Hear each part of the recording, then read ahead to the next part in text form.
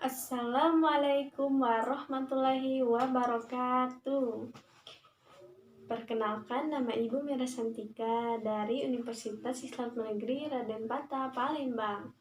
Nah, apa kabar anak-anak? Alhamdulillah, luar biasa, Allahu Akbar. Oke, semuanya pintar ya. Kalau ditanya apa kabar, jawabnya Alhamdulillah, luar biasa, Allahu Akbar.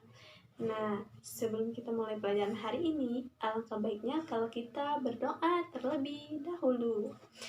Siapa yang mau memimpin doa? Izam, coba. Berdoa dimulai. Bismillahirrahmanirrahim. Rabbi sholli sodri wa yassirli amri wal datang min lisani ya qaul qauli rabbi zidni ilma warzuqni fahma. Amin. Ya, semuanya pintar ya, udah hafal doa. Oke, sekarang hari ini kita belajar tentang tema apa? Ya, hari ini kita belajar tentang tema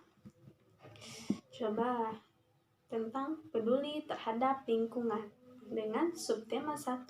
Tentang apa coba? Ya, benar sekali, hewan, tumbuhan di lingkungan rumahku. Nah, di lingkungan sekitar kita atau di lingkungan rumah anak-anak pasti terdapat hewan dan tumbuhan. Coba sebutkan, ada hewan apa saja di sekitar lingkungan rumah kalian? Ada apa?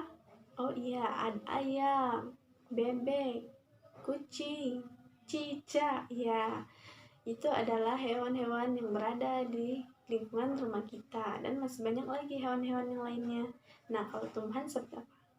Iya, benar sekali ya, bunga, rumput, pohon mangga. Ya, banyak sekali ya. Nah, di tema ini kita akan belajar tentang hewan dan tumbuhan di lingkungan rumahku.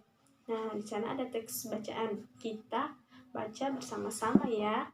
Nah, Ibu bacakan dan anak-anak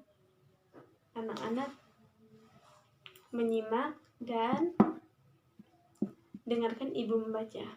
Nah, di sana ada bacaan tentang padi. Karena kita sebagai seorang yang tinggal di Indonesia, maka padi adalah tanaman yang sudah biasa kita dengar ya. Atau di kelas ini ada sawah. Ya, siapa? Oh iya, Mesya. Dia pernah ke sawah ya? Ya, di sana pasti ada tanaman padi ya, yang hijau, ada yang kuning, dan di sana ada orang-orangan sawah yang menjaga sawah agar tidak apa? Iya, benar sekali, agar tidak dimakan atau diganggu oleh burung. Nah, sekarang Ibu akan bacakan teks bacaan tentang padi. Anak-anak menyimak ya dan dengarkan. Nanti Ibu tanya. Padi adalah tanaman yang sangat penting di Indonesia. Padi menghasilkan beras. Banyak penduduk Indonesia yang mengonsumsinya. Padi dapat tumbuh di daerah panas dengan curah hujan yang tinggi. Daerah utama penghasil padi adalah Jawa Barat, Jawa Timur, Jawa Tengah, Sulawesi Tengah, dan Sumatera Utara. Karawang, Jawa Barat, dikarenakan sebagai lumbung padi nasional, pertumbuhan padi dibagi menjadi 3 tahap. Pertama, benih atau biji padi dimasukkan ke dalam karung goni dan direndam selama 1 malam di dalam air mengalir supaya perkecambahan benih terjadi bersamaan. Dalam air selanjutnya, benih-benih ini ditanam di lahan sementara. Bibit yang telah siap dipindahkan tanaman ke sawah. Biji atau benih tadi akan tumbuh berkecambah sehingga muncul ke permukaan. Akar dan tunas menonjol keluar, lalu batangnya memanjang. Petani juga memberi pestisida dan pupuk pada tanaman ini. Selanjutnya, tanaman padi berbunga hingga gabah matang, berkembang penuh, keras, dan berwarna kuning.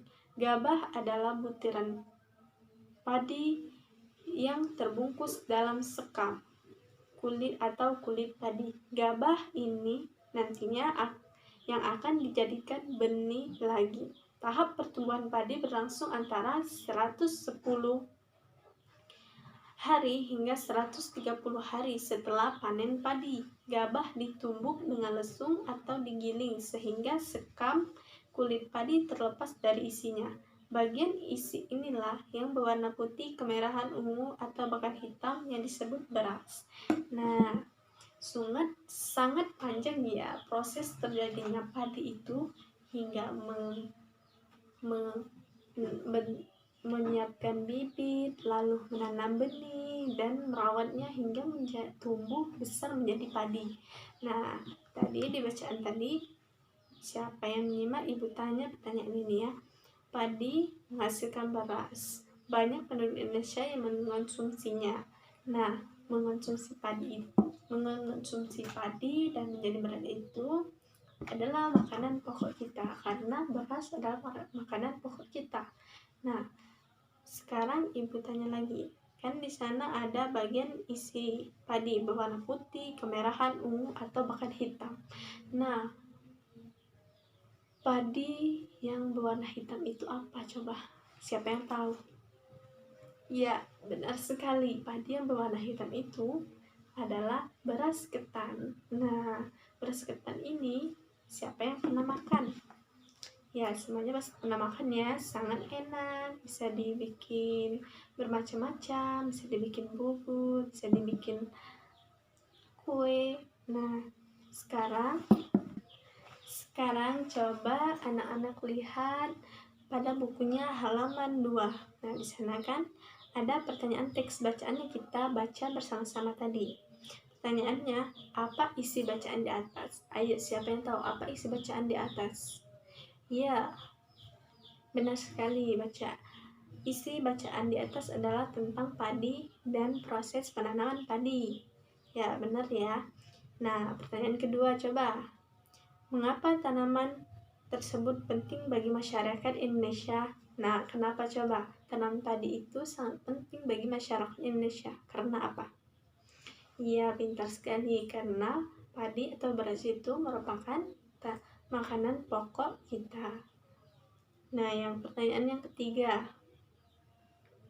Pertanyaan yang ketiga itu, di mana tanaman tersebut dapat tumbuh? Ya, di daerah mana saja? Ya, benar sekali, di daerah Jawa Barat, Jawa Timur, Jawa Tengah, Sulawesi Selatan, dan Sulawesi Utara, Karawang, Jawa Barat. Nah, di sana padi merupakan dikenal sebagai lumbung padi nasional, karena di sana banyak sekali persawahan dan padi sangat tumbuh subur di sana. Nah, pertanyaan keempat, berapa lama proses tanaman tersebut tumbuh? Nah, berapa lama proses tanaman tersebut tumbuh? Ya, benar sekali, 110 hari hingga 130 hari. Pintar ya. Nah, sekarang pertanyaan terakhir. Apa yang dimaksud dengan gabah? Nah, gabah itu apa? Ayo. Siapa yang bisa jawab yang ini, yang terakhir?